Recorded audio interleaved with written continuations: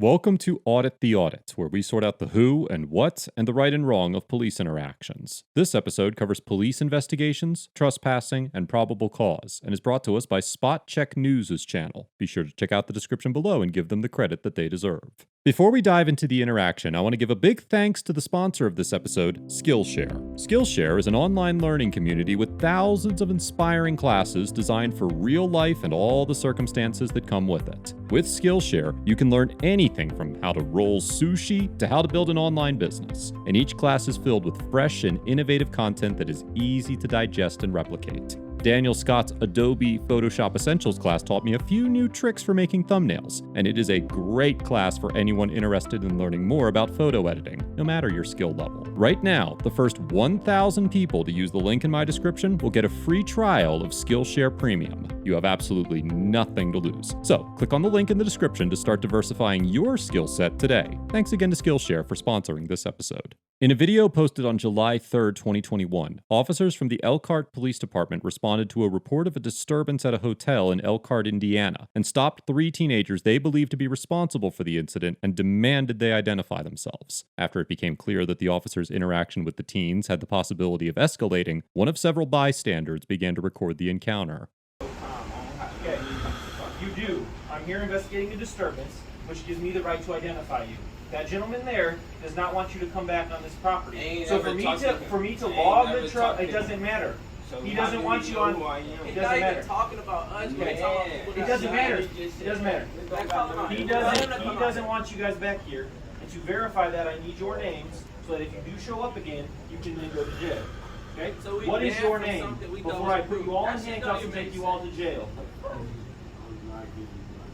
Then you're gonna. I ain't going to jail, man. Okay. What is your name? Y'all ain't got no right name. Yeah, we do. We ready. Right. Are they being detained, officer? Yes, they are. Under what penal code? What's your bad number? What's your bad number? Good job. Hey, what's your bad number? What's your name, sir? You have the right to give me your bad number. Yes, you do. It's policy. I'm trying to identify these gentlemen and they refuse to identify themselves. Don't say it like that. Bad numbers, please. Bad numbers. Is there any way that since I'm an adult, y'all can't release them to me and I can take them off the premises Because right we now? can't verify that you are the parent or guardian. Uh, We can't do so. Again, I'm going to ask again before you all leave. Does that make sense? What is your name? We can't just release. Well, hold on, let me talk to him. Let's talk to him. But if they weren't part of the confusion, then I don't understand what's going on. I told you multiple times. The officer alleges that the manager of the building wants the boys removed from the property, but the boys and the bystanders claim that they were not involved in the previous disturbance. Despite these assertions, the officers do not seem to be interested in investigating the situation any further, and simply continue to demand that the teens identify themselves. However, police best practices require that responding officers conduct thorough preliminary investigations that include interviewing witnesses to accurately determine suspects. According to a publication on eyewitness evidence from the U.S. Department of Justice, quote, "The methods used by the preliminary investigating officer have a direct impact on the amount and accuracy of the information obtained throughout the investigation. The preliminary investigating officer shall obtain, preserve, and use the maximum amount of accurate information from the scene. As part of the preliminary investigation, officers should, quote, obtain and accurately document and preserve information from the witness or witnesses. Information obtained from the witness can corroborate other evidence, e.g., physical evidence, accounts provided by other witnesses in the investigation.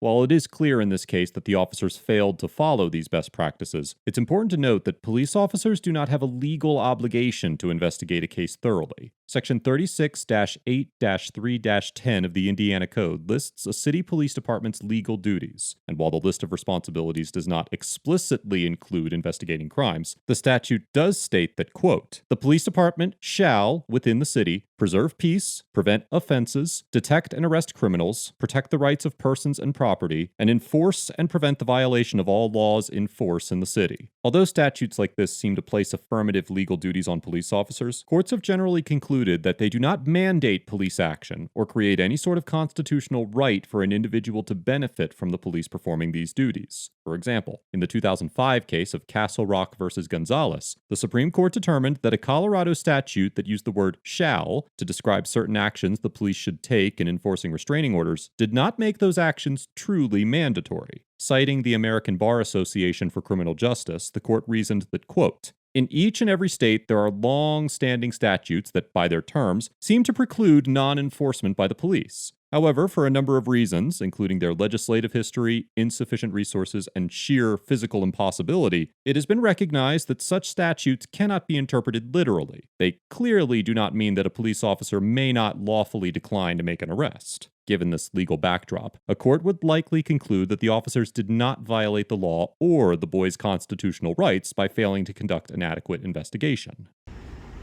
You're not in trouble, man. But if you keep playing this game with us, I want him to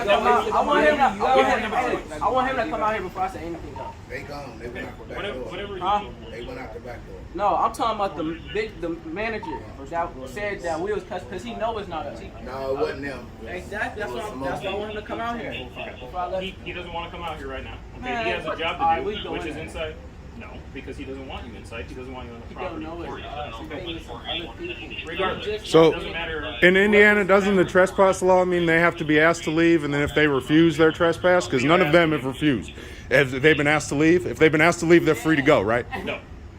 The bystander who was recording the interaction questions the legitimacy of the officer's detention of the boys based on Indiana's trespassing laws, arguing that they have not refused to leave after being asked, and Officer Eller claims that their detention is lawful. Under Indiana trespassing law, as codified in Section 35-43-2-2 of the Indiana Code, an individual can be charged with trespass when they, quote, knowingly or intentionally refuses to leave the real property of another person after having been asked to leave by the other person or that person's agent. As used in this statute, an agent is an individual whom another individual, called the principal, has given authority to act on their behalf. And in the 2011 case of Gillespie versus State, the Court of Appeals of Indiana held that, quote, a police officer who is neither an owner of a property nor an agent of an owner of a property cannot create a trespass violation by asking a patron to leave and then arrest the patron when he refuses to do so. Where a criminal trespass charge is based on communication by the property owner's agent, the state must prove all of the elements necessary to show an agency relationship. Absent such evidence, the state fails to prove an essential element of the offense. While some Indiana courts have found that police officers can act as agents for property owners when working off-duty as security guards, the courts that made these decisions distinguished their cases from the Gillespie case, because that officer was on duty during the interaction. Here, the officers were clearly on duty, and, absent any agency arrangement with the hotel or the hotel manager, were acting in their capacities as police officers and not as agents of the property owner. Therefore, a court would likely find that the officers could not detain the teens on suspicion of trespass, as they had not been asked to leave by the property owner or their agent. Right. Name. That's why y'all sit there looking goofy. Right. Are you gonna give me your name yet? I want dudes to come out here, though. Oh, yeah, here he comes. Okay. Now I'm finna show all You know how y'all. easy this is? You can't go to jail. These are not them. Alright, these are not them. So, would you like these gentlemen Please also come trespass on, the do property? We didn't have nothing to do with it. Yes. No, they had nothing to do with it. Alright, man, get my. Stand up. The other dude come out the gun. It was taller boys who are probably already all gone because they knew that you were coming and they don't want to That's what deal I'm with police. until he come out here. But when I walked in, he pointed to you gentlemen. Man, that's why I want him to come out. You just got my name for nothing. You just got my name for nothing. didn't want to come out. It wasn't that hard for him to come out here and clear it up. He trying to put me in here to take me to Sure, jail. because you're not cooperating. He's not doing his It's job easier right. for me to control the Not doing his situation. job right. I am doing my job right. See, y'all don't know What's your name, badge number? He was talking about, they was in there talking about gunplay with this dude, man. That's Sure, what I said, and y'all when I didn't have got nothing here, to do with it. listen, when I got here, Yeah. he pointed to these gentlemen. We told you it wasn't Okay.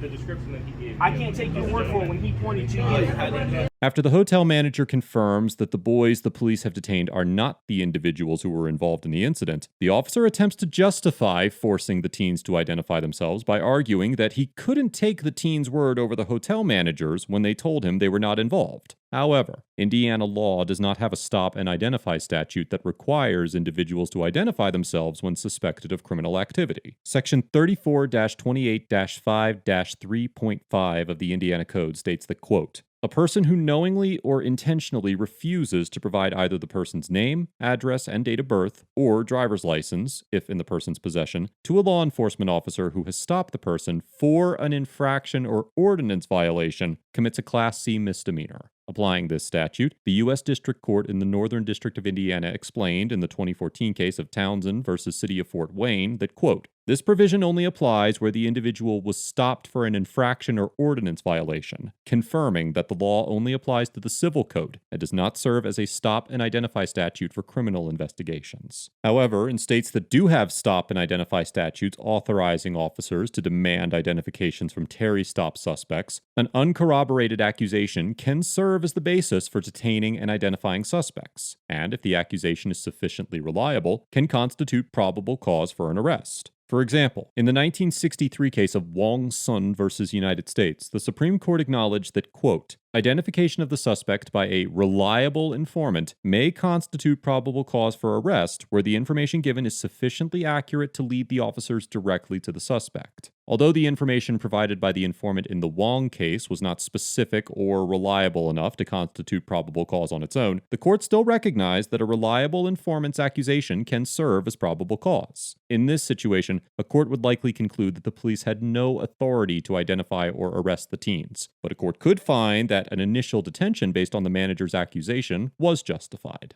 He was already in there. He was already in there, bro. I don't want to hear your conversation. Name and badge number, please.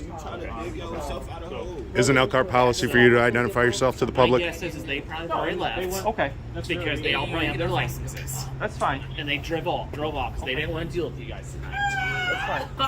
You don't know what they're doing either, motherfucker. Once the situation was resolved, the officers allowed the boys to leave and then left the scene without further incident. Interestingly, this is far from the first incident involving the Elkhart Police Department to face scrutiny. In 2018, ProPublica, in partnership with the South Bend Tribune, published a series of investigative journalism pieces after Elkhart officers were caught on video punching a handcuffed suspect. Among other allegations, the articles revealed a history of corruption in the Elkhart PD, finding that, quote, "Of the 34 supervisors in the Elkhart, Indiana Police Department, 28 have been disciplined, 15 have been suspended, 7 have been involved in fatal shootings, 3 have been convicted of criminal charges." Overall, the Elkhart officers get an F for failing to conduct a legitimate investigation into the hotel incident, baselessly accusing the bystanders of crime, and for misrepresenting the authority of Indiana's trespassing and identification statutes. At one point in the interaction, one of the officers claims that the hotel manager misidentified the teens as the perpetrators of the incident that prompted their arrival, and although some degree of miscommunication may have occurred between the hotel staff and the officers, the video clearly shows several bystanders informing the officers that they had detained the wrong individuals. Instead of taking the time to investigate further before escalating the encounter, the officers attempted to accuse the teens of trespassing and force them to identify themselves. Much of this interaction's questionable conduct was driven by the officers' lazy investigative tactics and misinterpretation of Indiana law. The Elkhart officers went as far as detaining one of the teens before being corrected by the hotel manager, and seemed to be willing to arrest the teens for no apparent reason. This is yet another interaction where the officers attempted to restore peace at the expense of administering justice, and the individuals involved were lucky to have other citizens nearby to prove their innocence. The unidentified teens get an A+. Although I normally do not assign grades to underage individuals, the age of the individuals in this interaction is unclear, and they did a great job of challenging the officers' assertions without becoming violent or vulgar. As mentioned on many episodes of ATA, not everyone can be held to the same degree of scrutiny for their conduct when interacting with the police, and it is unreasonable to expect young adults to fully understand the myriad of legal implications associated with their behavior. That said, the individuals involved in this encounter remained calm in the face of the officers' accusations and only said what was necessary to prove their innocence. With the help of the bystanders, the officers were eventually forced to take their claims seriously and let them go. The teens never offered the officers an opportunity to escalate the encounter before the bystanders stepped in and proved their innocence. I commend the teens for navigating this encounter patiently and tactfully, and I commend the bystanders for stepping in and ensuring that the teens were safe. Be sure to give your support to Spot Check News' channel. You can find a link in the description below. Let us know if there is an interaction or legal topic you would like us to discuss in the comments below. Thank you for watching, and don't forget to check out my second channel for more police interaction content.